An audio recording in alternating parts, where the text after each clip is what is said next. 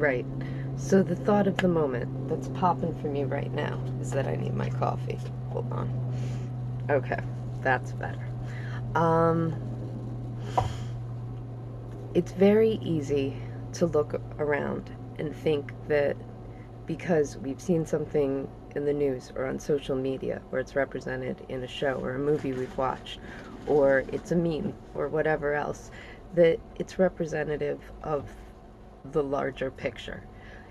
I think that that is untrue and misleading because I'm applying this thinking right now to how we see the sexes, how we see others in terms of, you know, oh, well, that's how men are, that's how women are. And yeah, that's a way men can be, that's a way women can be, but they're not really fully women or men in like a fully realized sense. They're children play acting in grown-up bodies, and that shouldn't be representative of the people who are working to be adults, who are working to have integrity, who are working to act with honor and care for each other. And I think there really are far more good men and good women out there than are represented. And talking with a friend today, I said this about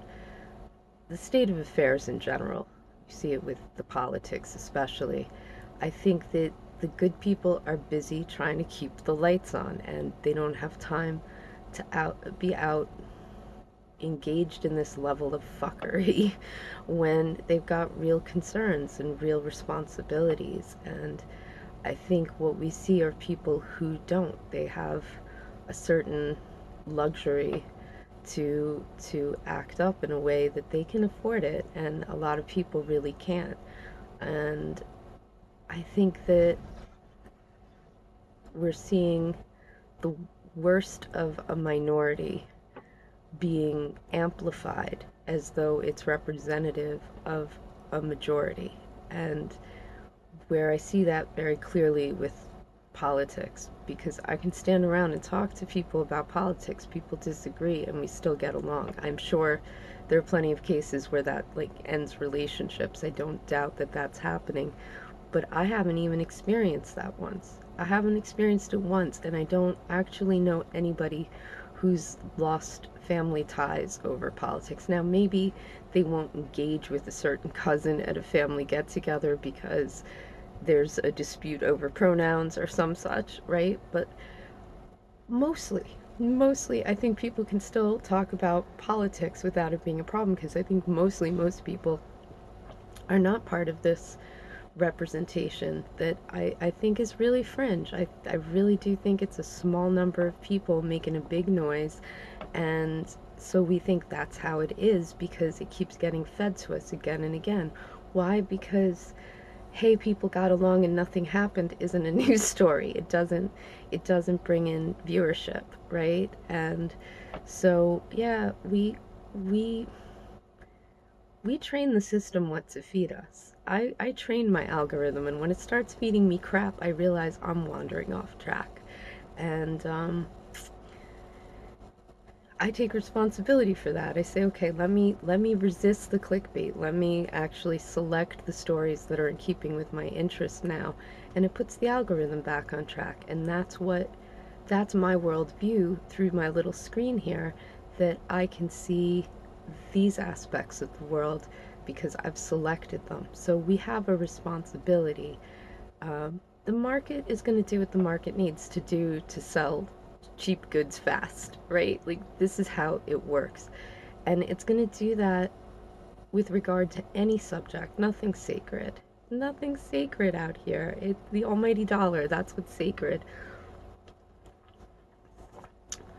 And if convincing us that we can't find companionship without a dating app, and convincing us that the opposite sex is the enemy drives us to isolate, watch more Netflix, buy more psychotropic drugs, whatever it is, it's going to do that. It's going to do what it does. You don't even have to ascribe ill intent to it. It's just trying to make money, and if we let it make money off of us believing the hype and buying into the bullshit and making ourselves sick and crazy for it, then that's what it's going to profit from. So some of this is on us to stop believing the story that this is the problem. I really do think there are many more men of integrity and women of honor than we see represented, because again, that's not a story. Wife didn't cheat on husband. It's not a headline.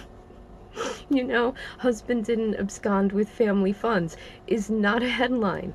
You know, this person didn't ghost that person isn't gonna get eyes on. It's not going to, unless we're more selective about what we do with our eyes.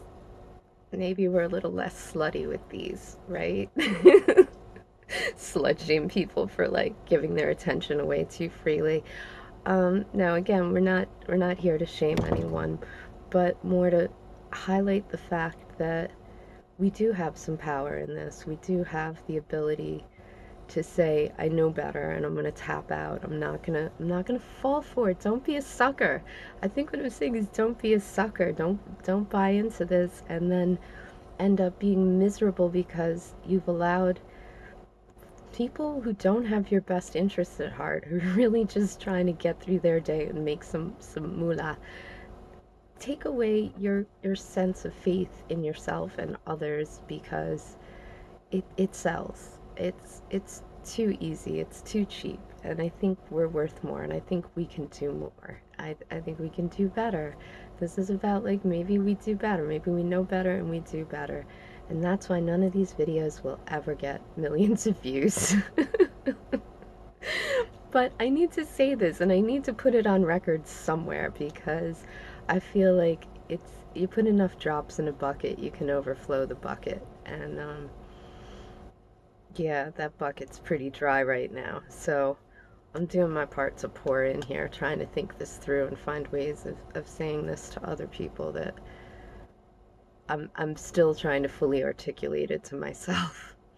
But that's the thought. The thought is there are definitely more good people out there working day in, day out to hold this all down for everybody than we see, people out there with sandwich boards and bells screaming to deaf heaven about ridiculous things from either extremity of the spectrum. And I would say like politics, but sex has become political. It really has, and I think that's contaminating the the attitudes and the perspectives and the responses we have around those issues. And it's a shame because it's not that complicated.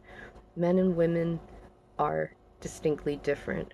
We are also more alike than we're different. And I think that being able to hold both of those truths simultaneously is the mark of sane and educated people. And given that we put a lot into mental health and we claim to be some of the most educated people in the world, it doesn't sound like that big an ask for me to say, hey, could we maybe hold these two ideas and figure out where the balance is? So yeah, that's my big ask for the day. All right, well, that's my piece on that.